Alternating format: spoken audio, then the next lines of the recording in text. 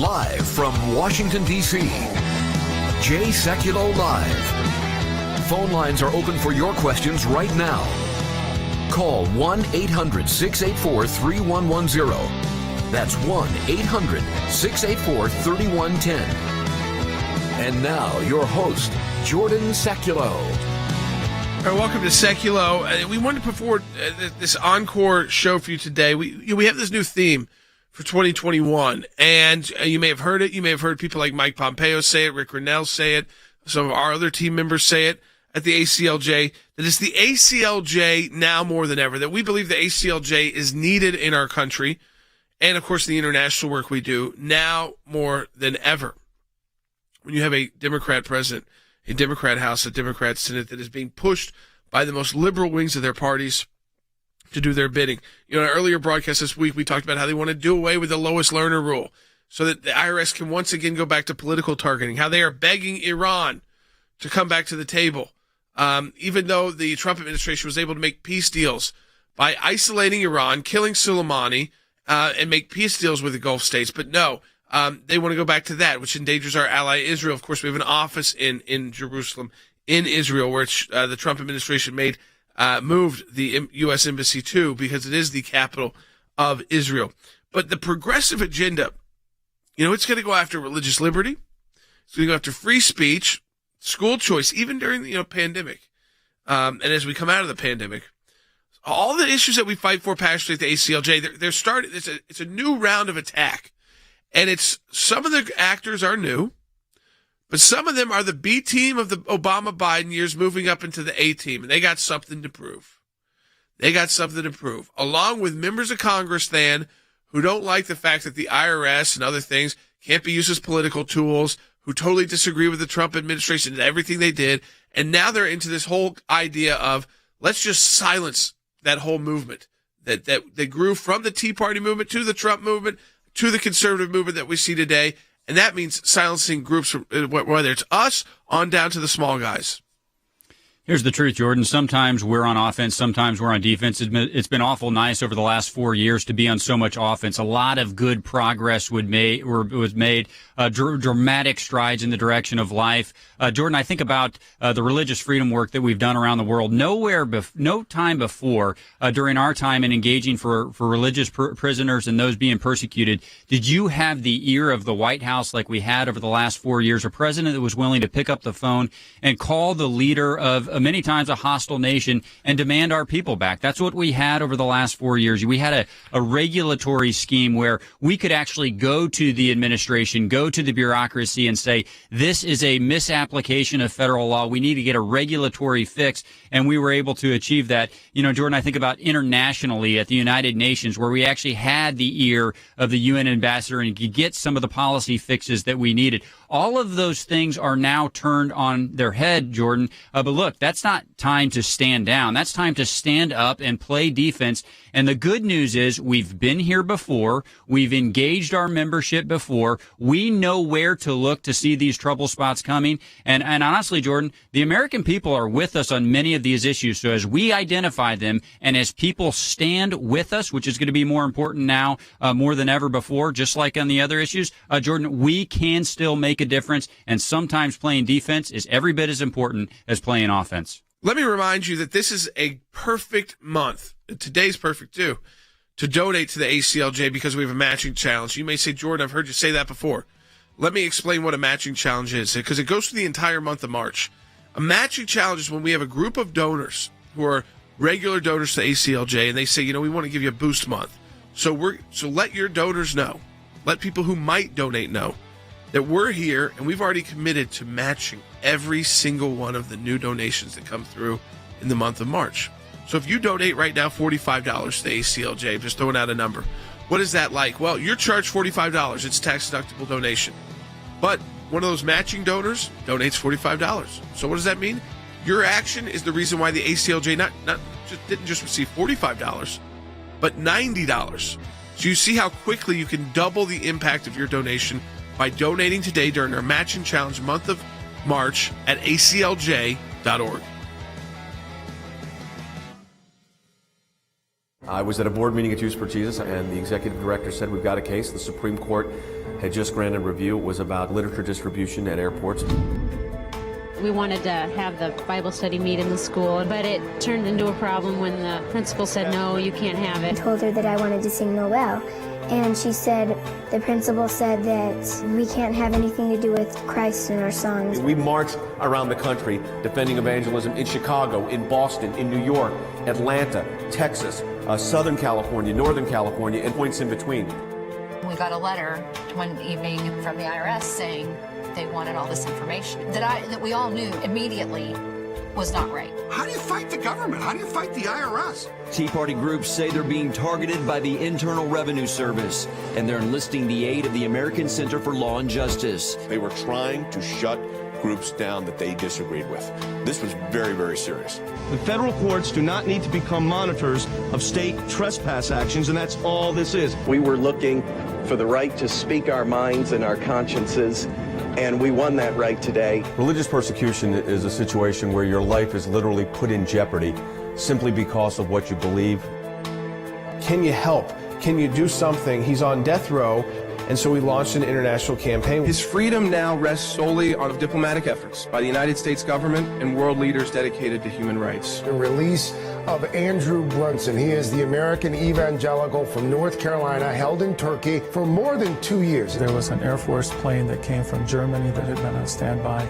We're flying, and they finally left Turkish airspace.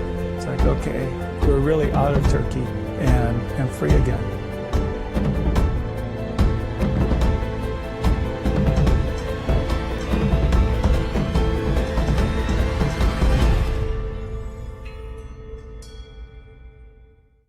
We are operating with a new theme for 2021 at the ACLJ. We had our board meeting for the ACLJ and our related organizations, and the theme is the ACLJ needed now more than ever. Why? The challenges we're going to be facing in the next 4 years are going to be great.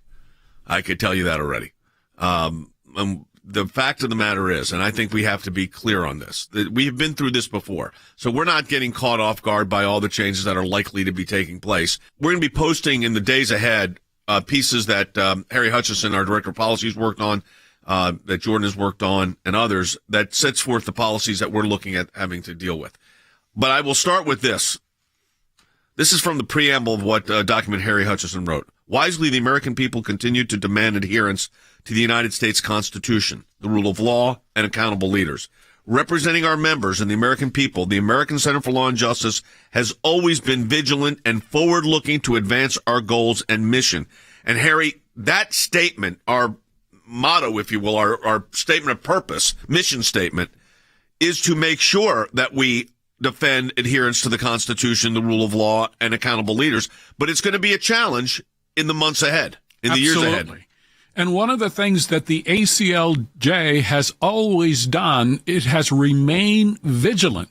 It has remained vigilant to the principles which ground the United States. So if you look at the founding of the country, if you look at the Declaration of Independence and the Constitution, that those two documents stand for the rule of law, and they also stand for limited government.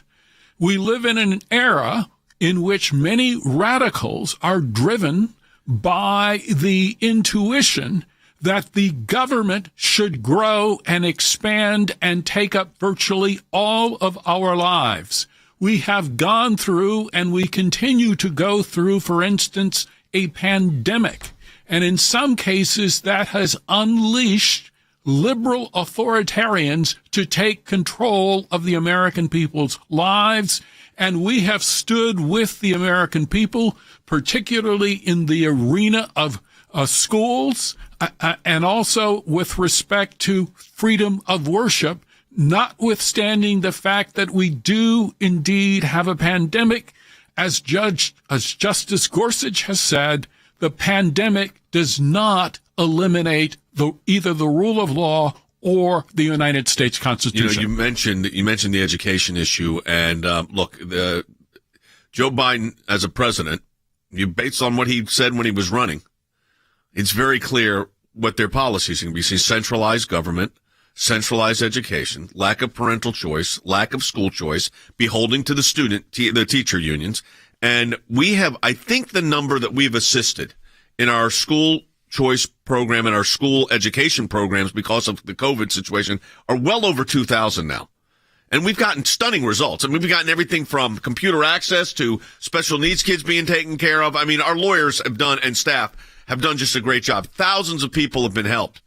But as I'm thinking about this, Stan, I'm looking at the education factor, and we know where this, what this could look like under the Secretary of Education and incoming Secretary of Education. It's going to look very different.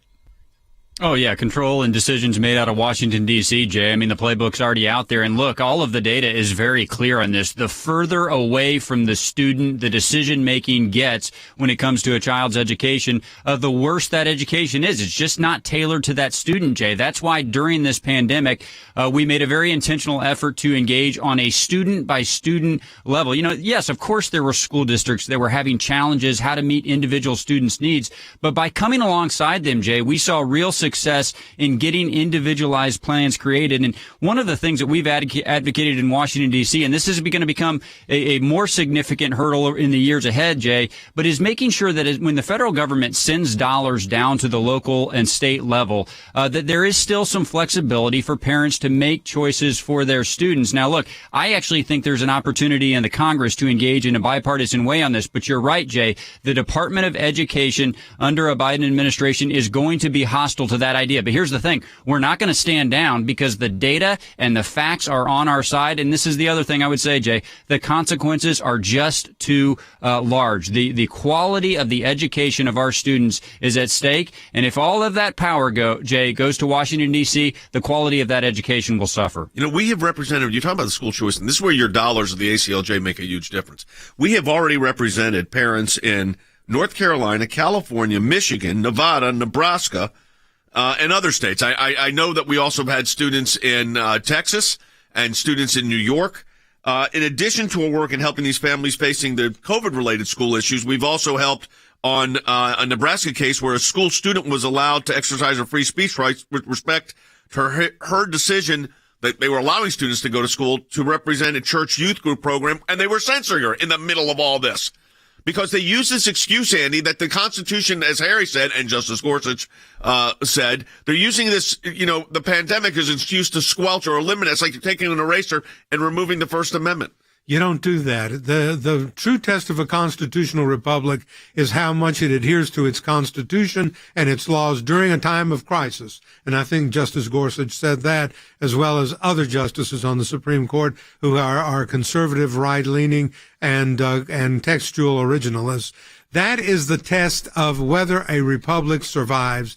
In a time of pandemic, in a time of crisis, in a time of war, do you continue to maintain the constitutional rights that were put forward in the Constitution by the founders? Whether or not you do that is really the choice that you make, and that is important to us. We in the ACLJ have our school choice initiative. We have been involved in cases in which we have fought discrimination against religious schools, in which we have championed the ministerial exception that protects churches and other religious organizations from government interference in decisions about who leads worship or teaches religion. We have filed suits, I remember in California, against chanting and the use of incense and singing in churches. In other words, the government needs to stay out of the churches and let us conduct our worship the way we feel that it should be conducted. And schools have been helped enormously by the ACLJ, and that is the initiative that we will continue into 2021. And I will assure you, and I think there's no doubt about this, Stan, that the fact of the matter is, with the changes in Washington coming, we better buckle up here and realize that this fight is going to take on a whole new dimension. You go from an administration that was supportive to one that's hostile. We've done that before. These cases become more intense. Now, the good thing is President Trump got 3 Supreme Court justices appointed, so we have a conservative Supreme Court. So when, as Andy just mentioned, issues like religious exemption so that religious schools can hire teachers in accordance with their faith and doctrine, which makes perfect sense, but it took a Supreme Court decision to get it there, those are protected. But they will try regulatory moves to squelch religious freedom or academic choice and educational choice. There's no question.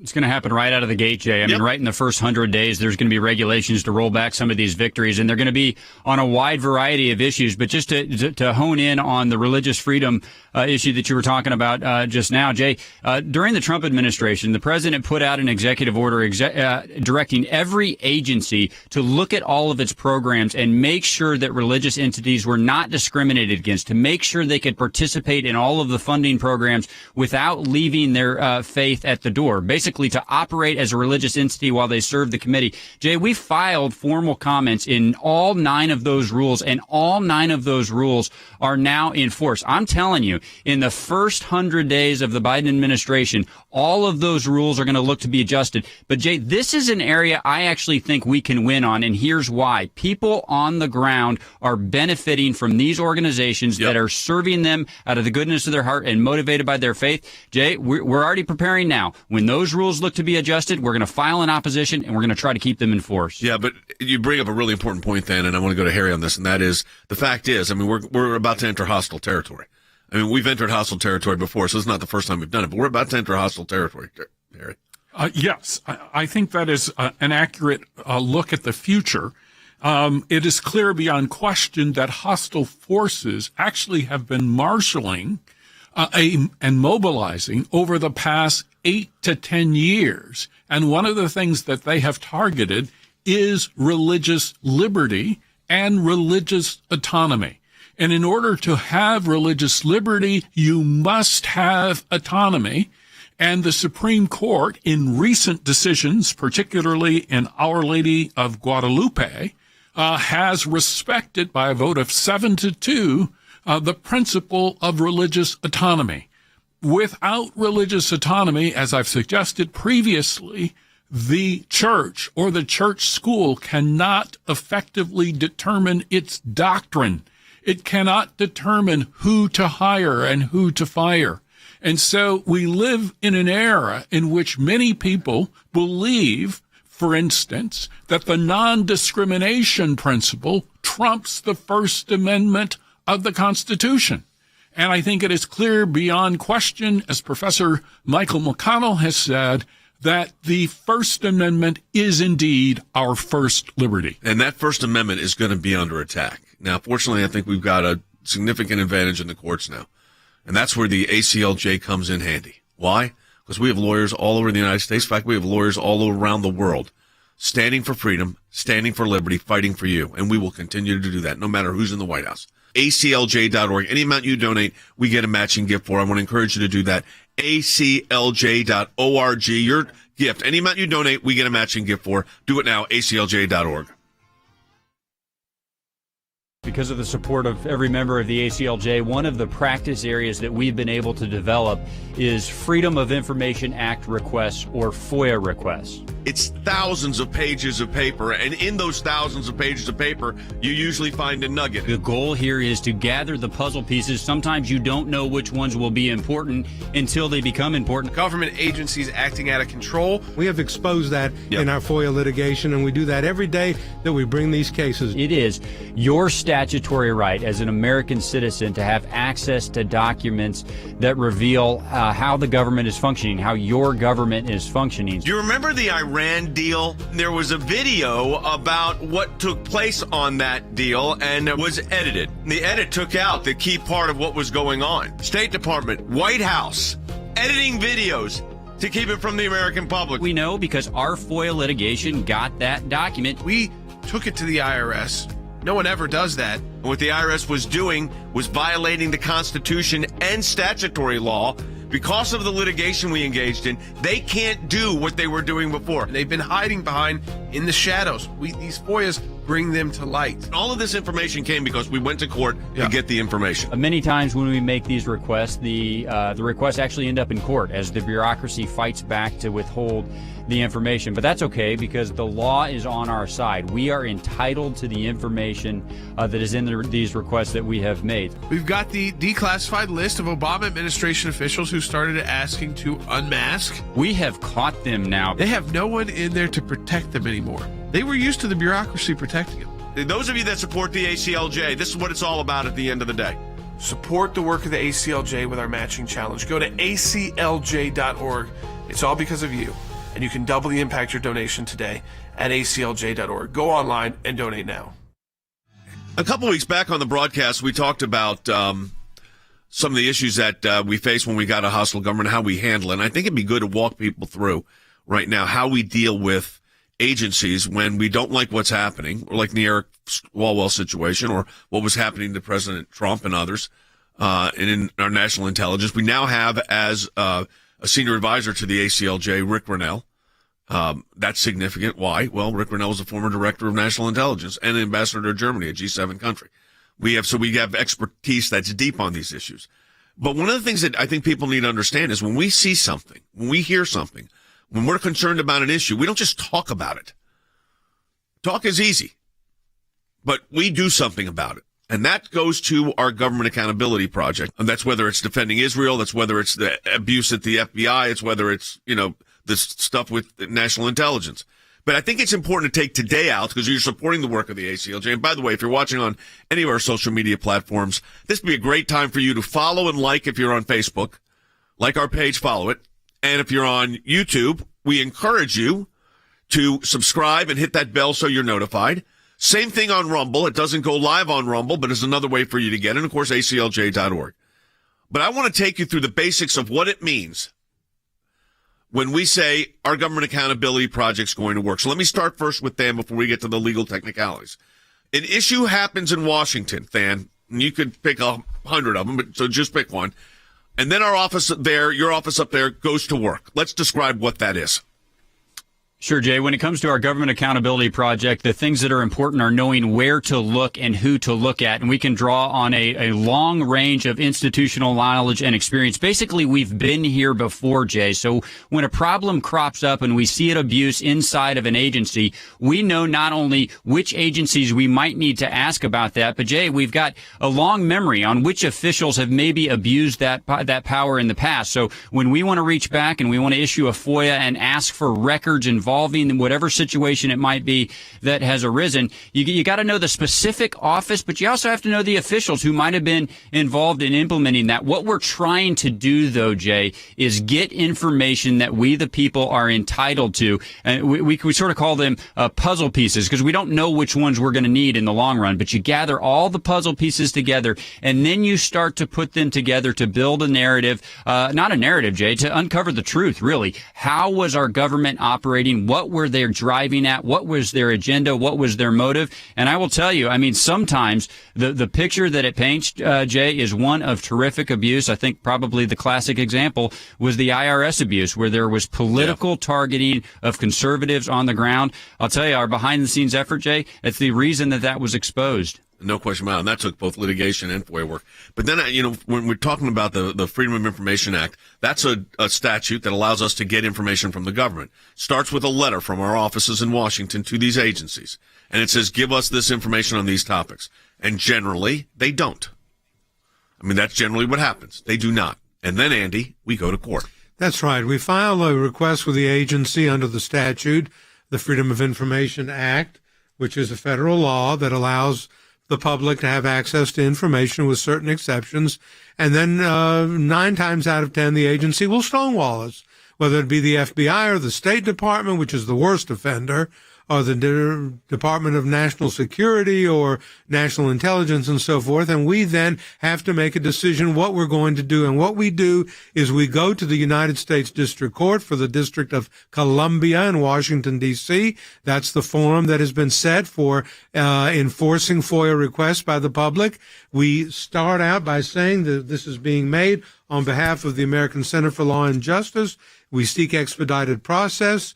And we seek the court to intervene, to issue an order to these agencies that we've sent the FOIA request to produce the documents. They usually then come back, and then we go through a series of lengthy negotiations back and forth about what they'll give or what they won't give. Sometimes we get a good judge, and that judge will order that the information be provided to us. We may get tons of information that's redacted. That means marked through in black so that we can't see what's underneath, and we have to then go back and say, you redacted too much. We can't really find out what you're giving us because it makes no sense. So it goes through a process of litigation. but it's painstaking. It's long, as you said a needle in a earlier. haystack. You're finding a nugget in a gold mine. Occasionally, you'll come up with something that is really a bombshell, but you have to persist in doing it, and that's what we do. And you think about this, and like there are interrelations with even on foreign policy, Harry, as our director of policy. You look at, and we're going to get more into this and later in the program about Iran, but we have sent Freedom of Information Act requests to the Secretary of State's office to find out what was going on with various presentations that were being made under the Obama administration regarding what? Regarding our relations with Iran and the Iran deal. That is how you get information, and that office is going to be more active now more than ever. I think that is correct. We live in an era wherein globalists and particularly elites are inherently corrupt, and they tend to believe that the rules apply to virtually everyone else, but the rules do not apply to them. Right. And so it's very, very important that we have a government accountability office. And the ACLJ has been extremely active in vigorously seeking to hold these elites, hold these bureaucrats accountable. So we have filed hundreds of FOIA requests. We have received over 20,000 pages of documents in our litigation. But it's also important to keep in mind that some of these globalists and some of these elites are not in Washington.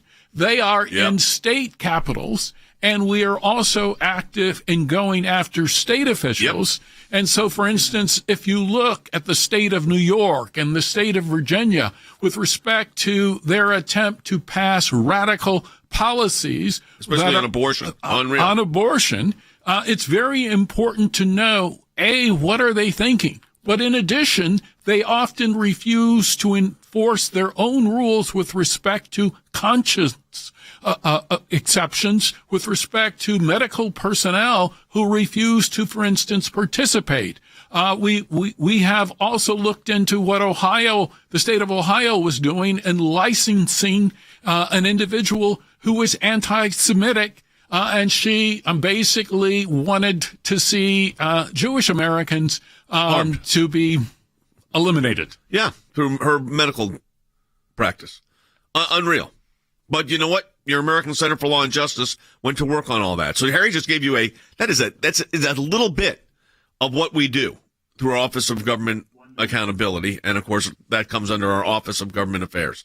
So your support of the ACLJ supports all of that, including keeping this broadcast on the air. If you're watching or listening on radio, which is where most of our audience is, or watching on TV, on all of our social media platforms that we have now, YouTube, Facebook, Rumble, Twitter, support the work of the ACLJ. So any amount you donate to the American Center for Law and Justice at aclj.org is going to be doubled. So let me encourage you to go to aclj.org and have your voice heard. Add your name, add your voice. Any amount you donate, we get a matching gift for it. That's at aclj.org. Back with more in just a moment.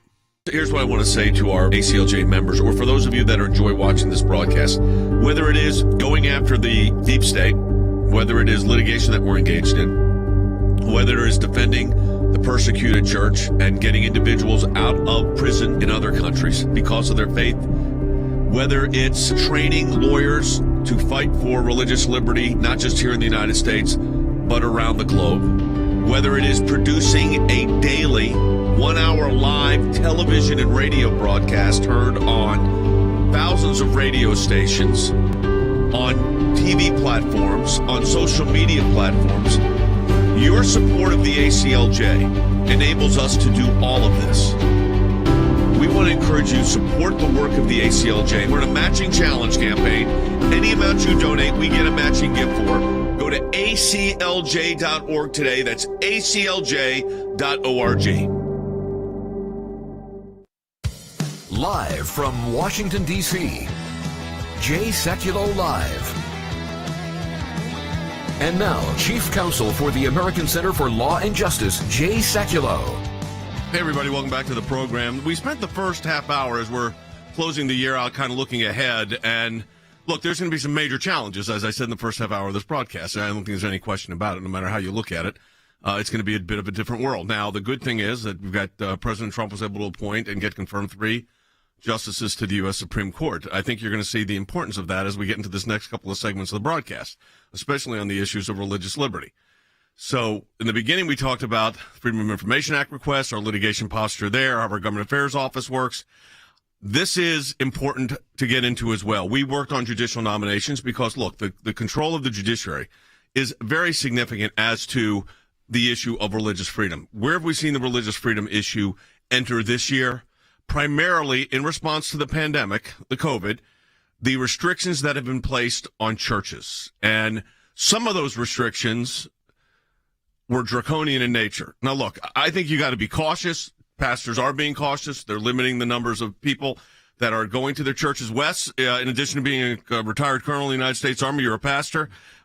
Churches have responded cautiously, yes. I think, for the most part, responsibly. Yeah, they really have. And yet you have the government using the guise of COVID trying to tell them not only how many people can gather in the building, but what they can do when they gather there. You can't chant, for example. You can't sing. And so, the First Amendment is foundational to who we are as the American people, and that includes the free exercise of religion. And yet, more and more left-leaning politicians, governors, mayors, and what have you are encroaching on that fundamental freedom that's in our Constitution. We're going to talk about this also during the week here, because this targeting the churches it got to the nature, Harry, where it was absurd. I mean, the idea that you put restrictions in place in the beginning, sure, we didn't even understand the nature of what we were dealing with, but then they had a one-size-fits-all approach to everything. You had a worship center that could hold 5,000 people, and they would say it's 25% occupancy or 50 people, whichever's less. Absolutely. And so in reality, churches and religious institutions were disproportionately targeted for discriminatory regulations. And now the United States Supreme Court, at least in terms of preliminary decision-making, is beginning to side consistently with churches. So just last week, there was a case involving the High Plains Harvest Church, a small Christian church north of Denver. They argued before the United States Supreme Court that the coronavirus restrictions implemented by the Democratic governor, which limited the capacity of worship services in some areas to 25% or a maximum of 50%, wrongly targeted indoor religious services, subjecting them to harsher rules than, let's say, Lowe's and Home Depot. And so the United States Supreme Court is now developing a pattern of providing a defense in favor of religious liberty so long as the churches are acting reasonably. The interesting aspect of that, and we're going to talk about that when we get back from the break, is the first couple of cases were not so great coming out of the Supreme Court of the United States. Caesar's Palace won. Caesar won. Calvary Chapel did not. We're going to talk about what happens when you add a Supreme Court justice into the mix. Van Bendel will comment in on that. But that's why this is the ultimate legacy of any president, of course, and you have multiple legacies. But here it's clearly the appointment of 3 justices of the Supreme Court of the United States, all in their 40s when they were appointed. So this is going to have lasting consequences, and for religious liberty, it's really important. All right, we're going to take a break. When we come back from the break, we're going to get more on this issue because, as I said, a couple of justices switch, a new justice appointed, and the world looks a lot different for religious liberty.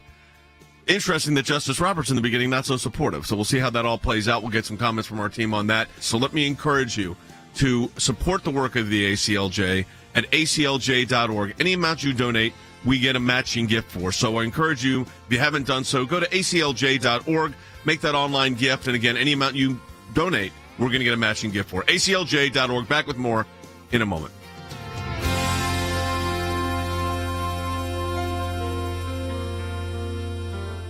I was at a board meeting at Youth for Jesus, and the executive director said, we've got a case. The Supreme Court had just granted review. It was about literature distribution at airports. We wanted to have the Bible study meet in the school, but it turned into a problem when the principal said, no, you can't have it. I told her that I wanted to sing Noel, and she said, the principal said that we can't have anything to do with Christ in our songs. We marched around the country defending evangelism in Chicago, in Boston, in New York, Atlanta, Texas, Southern California, Northern California, and points in between. we got a letter one evening from the IRS saying they wanted all this information that we all knew immediately was not right. How do you fight the government? How do you fight the IRS? Tea Party groups say they're being targeted by the Internal Revenue Service, and they're enlisting the aid of the American Center for Law and Justice. They were trying to shut groups down that they disagreed with. This was very, very serious. The federal courts do not need to become monitors of state trespass actions, and that's all this is. We were looking for the right to speak our minds and our consciences, and we won that right today. Religious persecution is a situation where your life is literally put in jeopardy simply because of what you believe. Can you help? Can you do something? He's on death row, and so we launched an international campaign. His freedom now rests solely on diplomatic efforts by the United States government and world leaders dedicated to human rights. The release of Andrew Brunson. He is the American evangelical from North Carolina, held in Turkey for more than 2 years. There was an Air Force plane that came from Germany that had been on standby. We're flying and they finally left Turkish airspace. It's like, okay, we're really out of Turkey and free again.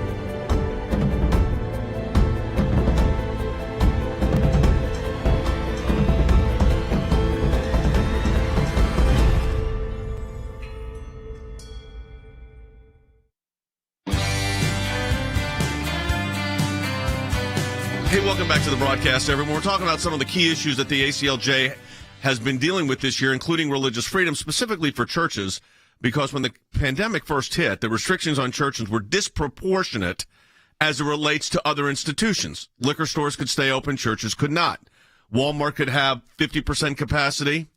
A church could have 25% capacity or 50 people, whichever is less, no matter what the size of the worship center was. And this was discriminatory to the point where Justice Alito and Justice Gorsuch and Thomas, in a decision that first came out, in the first series of cases that went up, they were split 4-4. When you have a tie, this was before Amy Barrett was confirmed as a justice, the lower court was confirmed. This was cases coming out of the Ninth Circuit that ruled against the churches. One quote that I remember distinctly was, and I mentioned it before the break, is that Caesar's Palace in Las Vegas can open and operate with, 30% capacity or whatever the capacity amount was, but not Calvary Chapel. And then you had the restrictions in California that not only said you can only have 25 people there, no matter what the size of the worship center was, but you could not sing or chant, which goes to Wes's point that he made in the previous segment, that they were actually telling the churches how to conduct their service. Yeah, so much for the free exercise of religion. Free exercise is what that implies. You worship, you live out your faith, you affirm your faith in worship, and you have complete freedom to do that. And obviously they were violating that. And again, it's sort of scary whenever the government takes power, whether it's from a church or a school or from whatever, they rarely give it back. And so, as you said, Jay, having a Supreme Court with 9 justices now there is very, very important to ensure the free exercise of religion, whether it's in churches or in schools or in the military. Because, Harry, the first round of cases were split 4-4. And those were, again, affirmances of the lower courts because John Roberts did not find in favor of religious freedom, to be blunt. Absolutely. And so one of the key questions that has arisen over 2020 is this particular question.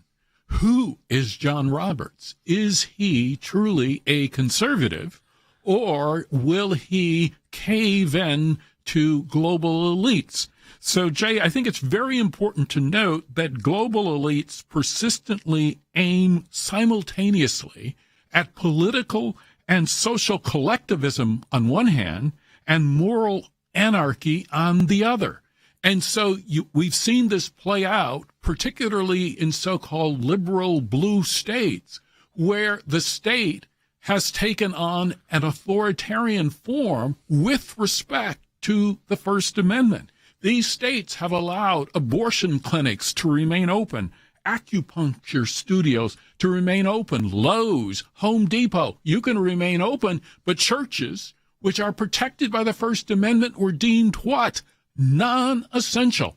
And so effectively, the justices have allowed the Supreme Court, they have allowed the Constitution, the language and text to be eroded And that makes little sense. So it's interesting, Harry, because Justice Gorsuch, in that decision I talked about, this is what he said. I'm going to read it. It says, in Nevada, it seems it's better to be in entertainment than religion.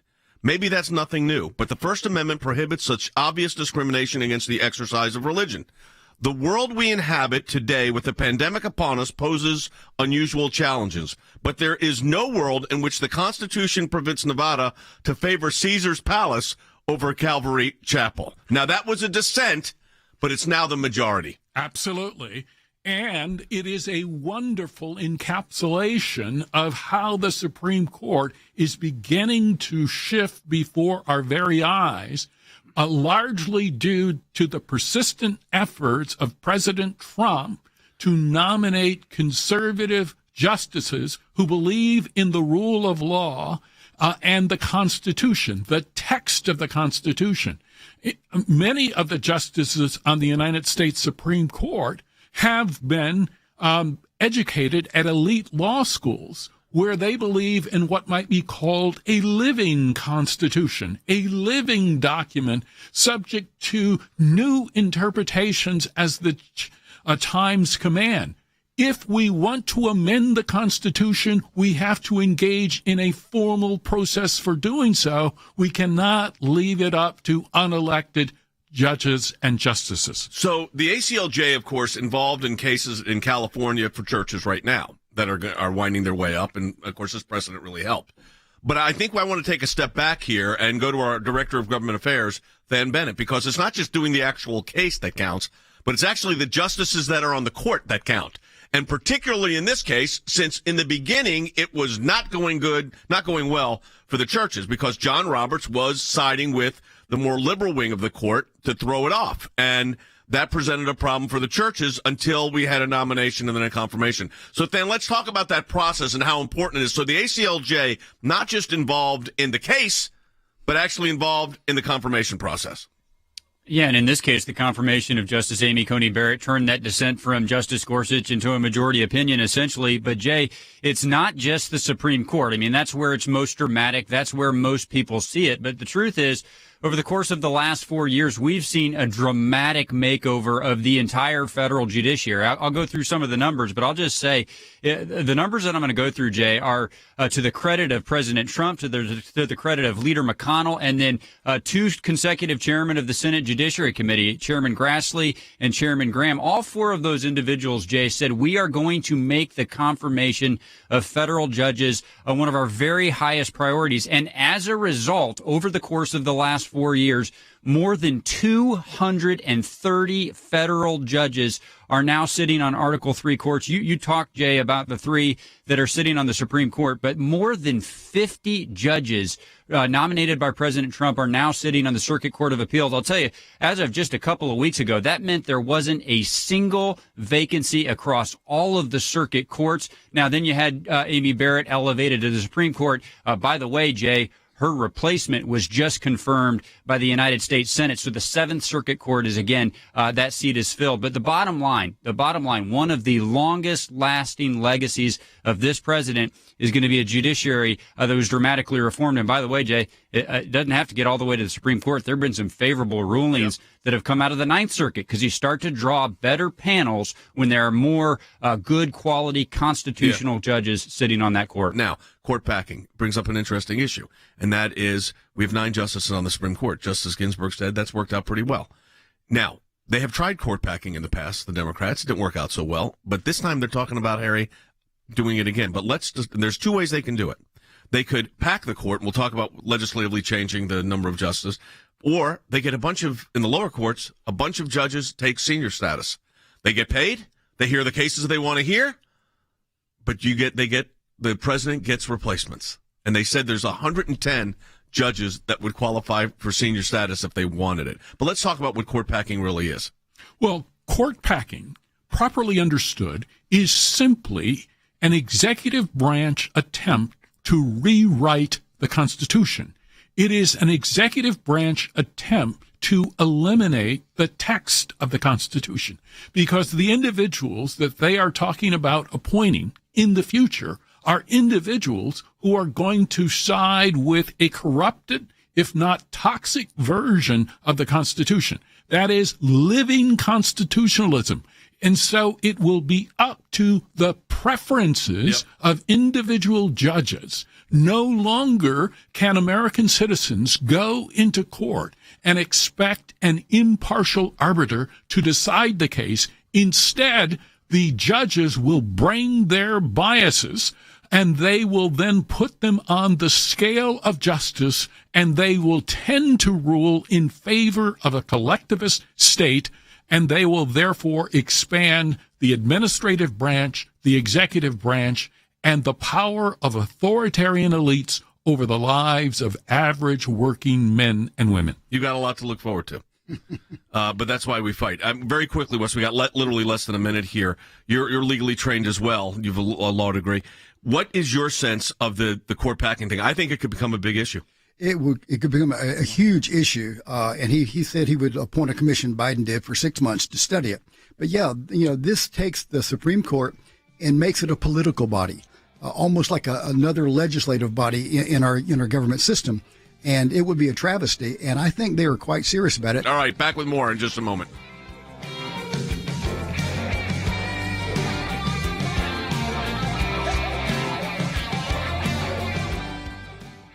Tensions are heightened in the Middle East. Iran shooting off its own missiles in a drill in the country's desert capable of hitting U.S. bases in the region. The president has said that if Tehran resumes strict compliance with the 2015 nuclear agreement, the U.S. would rejoin as a starting point for future negotiations. This is a Biden administration that is saying, Iran, we're going to lift economic sanctions, we're going to rejoin the nuclear deal.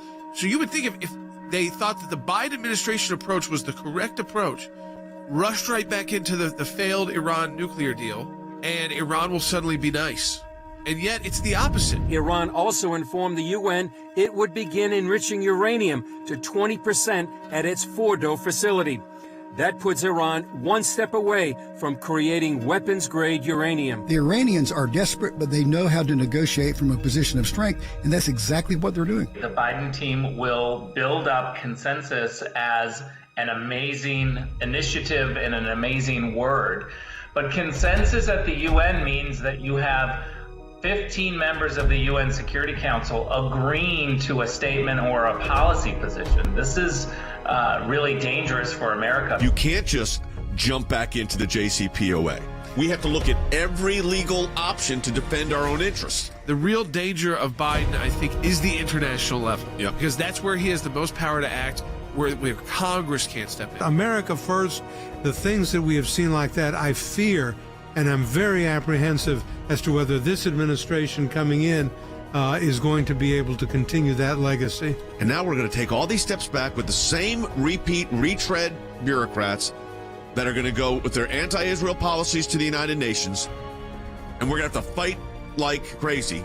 This is why your support of the American Center for Law and Justice and our offices around the globe is so essential right now. I want to appreciate your support for the ACLJ. As I said, look, you're watching this broadcast or listening to us every day. Your support keeps this broadcast on the air, on TV, on Facebook, on YouTube, on radio stations around the country, keeps our government affairs office operating in Washington, our whole media headquarters here, our social media operations, our law offices in the United States and around the globe. We haven't even talked about those yet. But again, support the work of the ACLJ. It's a matching challenge month, the most important of the matching challenge months. So any amount you donate to the ACLJ will be greatly appreciated. ACLJ.org. And whatever amount you donate, we'll get a match for, so that even makes it better. ACLJ.org. All right, let me go to an issue that is one that deserves more than 10 minutes. And that is what's going on in the armed forces, in the military. You were a chaplain, Wes, in the United States Army for many, many years. Retired as a colonel. The president put forward a series of executive orders promoting religious freedom and religious faith practices, both in the military and in life generally. What's the situation now in the military? Better? Worse? Dangerous? You still have the groups out there. I don't like giving them publicity. Right. I'm not going to name them. Right. Yeah, there are still groups that want to eliminate the chaplain corps, even though... Literally eliminate it. Literally eliminate it. What would that mean? It would mean that, first of all, the commander's staff officer, who is there strictly to make sure the First Amendment is not violated, that's a chaplain's role. We do religious services and counseling, but the courts have said that our primary role is to guarantee the free exercise of religion. So that becomes threatened if there is no chaplain corps. But also, are they actually calling for the elimination of the chaplain's they corps? have in the past. They've actually taken it to district courts, and they've lost there because the court said, you have to have a chaplain corps. Of course, the Senate does, the House of Representatives. But American servicemen and women, they are deployed literally all over the world, often in remote places where there is no church, synagogue, or mosque. And so the chaplain's there to provide religious support, but also to guarantee that individual soldiers are guaranteed freedom of speech and the free exercise of religion. President Trump's Executive Order 13798 addresses those two things in particular, that you have freedom of speech and freedom of religion in the United States military. It is key to the morale and welfare and discipline of the armed forces that we have the free exercise of religion. Soldiers, sailors, airmen, Marines, they do not give up that constitutional right when they enlist or are commissioned as an officer. And it's very, very important that we continue to take that fight to the courts. My concern, of course, is hostile administrations. Then it's not just the president, it's hostile administrators could view religious freedom in a very different lens. And that would include a strict separation of church and state view, which would inhibit military chaplains. And we've had that. Listen, we've litigated those cases. Those aren't what might happen. Those have happened. There are groups that are very active. I'm not going to name them. There are groups that are very active in trying to squelch religious liberty, religious freedom for men and women in the military, including the chaplains. Yeah, and it's not just speculative, Jay. It's happened before, and the same people that have done it before are going to be placed in prominent positions inside the government. It's just going to happen. That's why we're preparing to defend against that now. Look, Jay, I would just say, here's what we say when we make the case on Capitol Hill or to the various administrations. If we're going to ask our men and women to go into harm's way and to put their life on the line for us, which is, by the way, exactly what they're asking them to do, the last thing that we should do is ask them to do that without the support of a clergy. But, Jay, I'm here to tell you, it might not be at the presidential level. It might be at a bureaucratic level. And in some ways, that's more insidious because it gets, less attention. It's not as flashy, but you have to address it even if it happens at the bureaucratic level. Because Wes can tell you this, if you get a bureaucratic order that goes through, even if it's not at the presidential level, it's still got the force of implementation that has the same exact effect. The men and women in harm's way are without the support of a clergy. So, Jay, we're going to have to watch for that, and then we're going to have to fight it aggressively. We were very active in that. You remember, Than, during the Obama administration, because there was a lot of restrictions. And Wes, you were in the military then. Right. Yeah, even recently, there have been 3 cases where some of these groups whose names shall not go mentioned have tried to go in and, if they can eliminate the chaplain, inhibit the chaplain corps and the free exercise of religion. In the last year, part of that has been a chaplain, because of COVID, was having chapel services outdoors in his residence on a military base, and they came in and complained and tried to get the commander to reprimand the chaplain because he was not in a chapel building designated for religious worship. So, of course, that's coming from the same. The courts would say, well, until the recent addition. Well, right. That's fine. Yeah.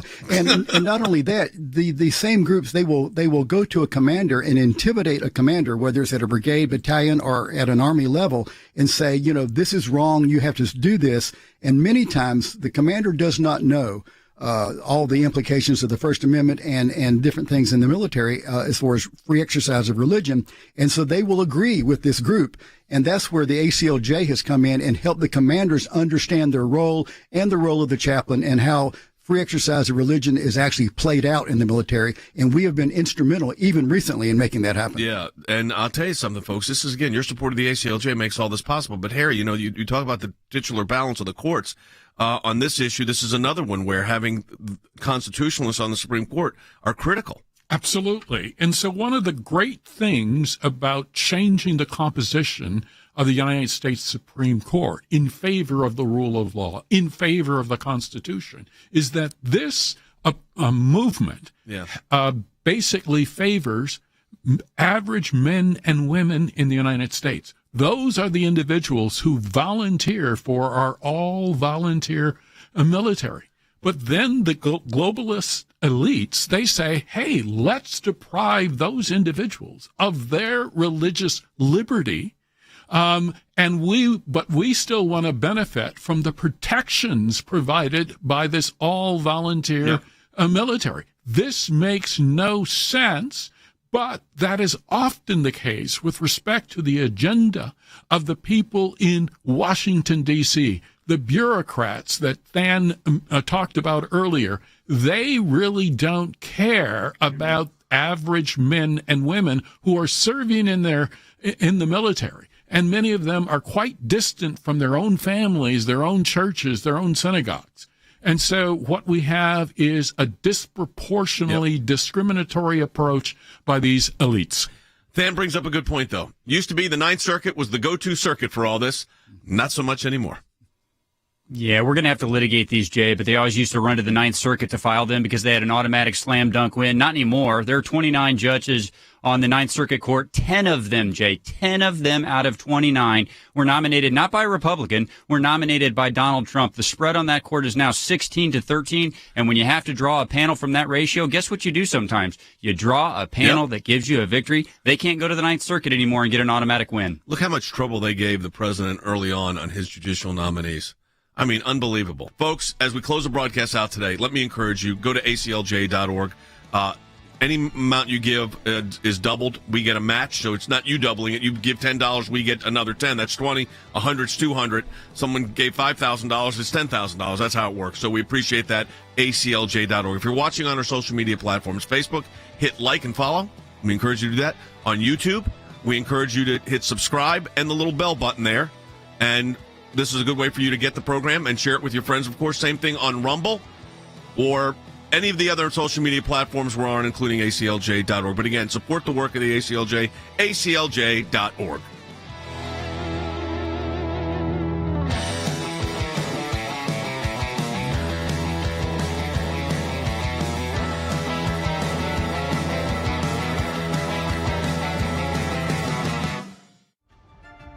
During the Trump presidency, the ACLJ has been at the forefront of legal cases and public advocacy across the country, making incredible headway under a friendly administration. We successfully pushed back dangerous agendas and protected sacred religious and constitutional values for all Americans. This year, we've battled the deep state, the radical left, rogue governors, and other bad actors, going toe-to-toe, brief for brief, and lawsuit for lawsuit with them. And many times, we won. We fought to protect life. The Ninth Circuit Court of Appeals issued a ruling that defunds Planned Parenthood of nearly $60 million in taxpayer funding. This is a massive victory for the cause of life and an important message affirming life from the courts. We fought to defend persecuted Christians, securing the release of our client, Pastor Brian Nairn, who was wrongfully detained in India. Nairn, an American pastor, had been arrested and detained in yet another display of Christian persecution by India. After our tireless work with members of Congress, the National Security Council, and the State Department, along with 200,000 of you who signed our petition demanding his freedom, Pastor Nairn was able to return to America and be with his family in Tennessee. We fought for school choice. In the face of a pandemic, the ACLJ stepped up for students and families as part of our new school choice initiative. We took on the deep state, suing the NSA and the State Department in federal court and winning. We anticipate an all-out assault on conservative values, our ally Israel, religion, and the unborn, as the left attempts to undo all the positive legal momentum picked up under the Trump administration. That's why we are doubling down on our legal advocacy, growing and adding members to our legal team, and preparing to take the deep state to task for years to come. Now more than ever, our legal work is vitally important. Please join our work and consider giving at aclj.org.